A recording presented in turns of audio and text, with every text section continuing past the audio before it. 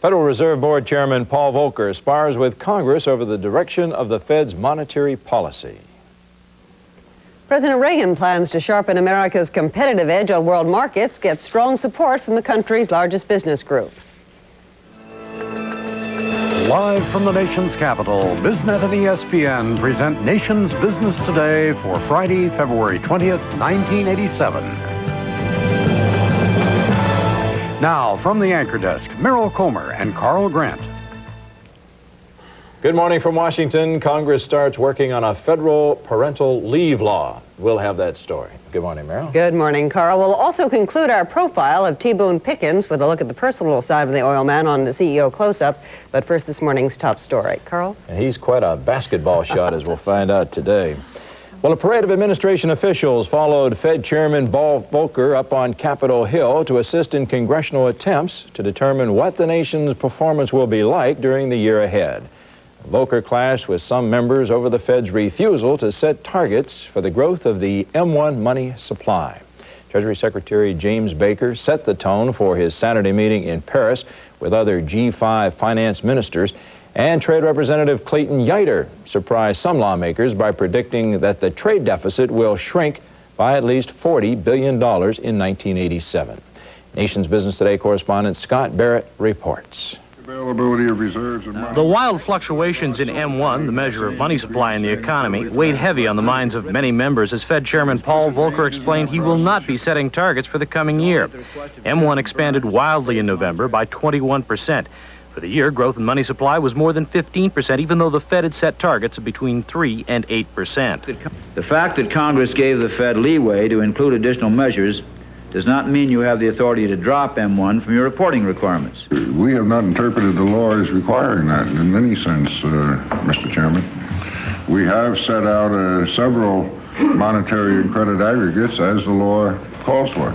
Well, and we set out the ones that in the present situation seem to us most meaningful. But many members just didn't buy that. So I'm not ready to go back and throw out the money and banking textbook that the money supply is an important factor in the economy. I just don't know whether it needs to be rewritten in terms of what is money. We have worked very hard at great sacrifice to the economy to get the inflation genie back in the bottle. And I think it's very important that we continue to monitor what's happening. The relationship between inflation and the dramatic drop in the dollar was the subject of concern for members of the Senate Finance Committee as they questioned Treasury Secretary James Baker and Trade Representative Clayton Yiter. Baker warned that unless lower interest rates in Japan and West Germany generate economic growth, the alternative will be a recession or a plunging dollar that will upset the global economy. We are dealing particularly with the Japanese surplus in a very comprehensive overall way, across the board, continuously.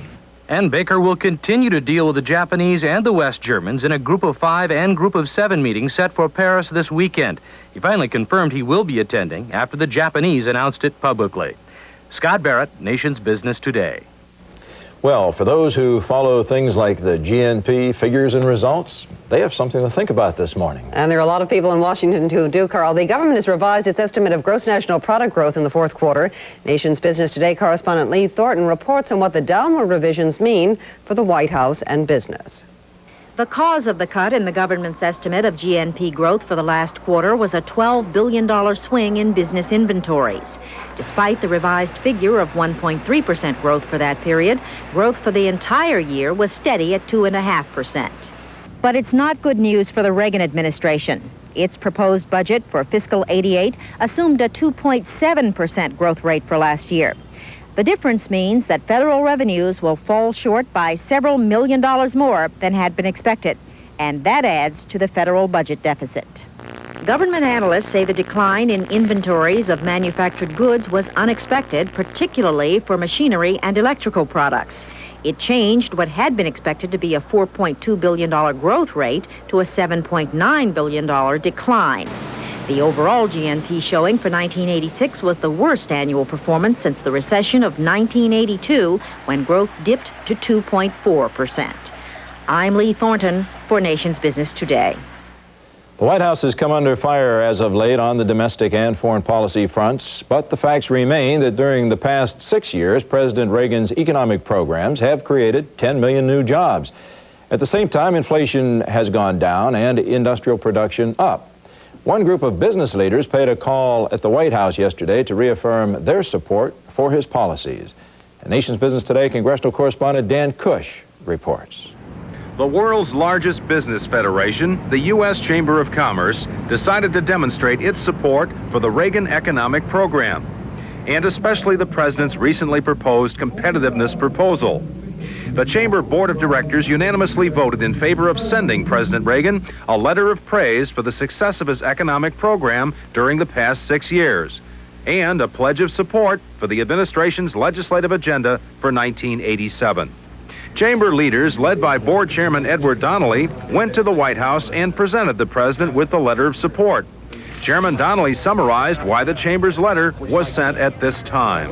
Well, its purpose is to express the support on the part of the Chamber of Commerce and the business community generally for the new program that the president is embarking on now that the 100th Congress is getting underway. The message of support for President Reagan from the U.S. Chamber of Commerce is welcome news at the White House. The president's economic program faces tough sledding on Capitol Hill this year. For Nation's Business Today at the White House, I'm Dan Cush. Congress is considering action on a bill that would require employers to provide workers with up to 4 months unpaid leave for the birth of a child. Also covered the adoption or serious illness of a child. The Senate Labor Committee heard from unions, business associations, and women groups on the measure.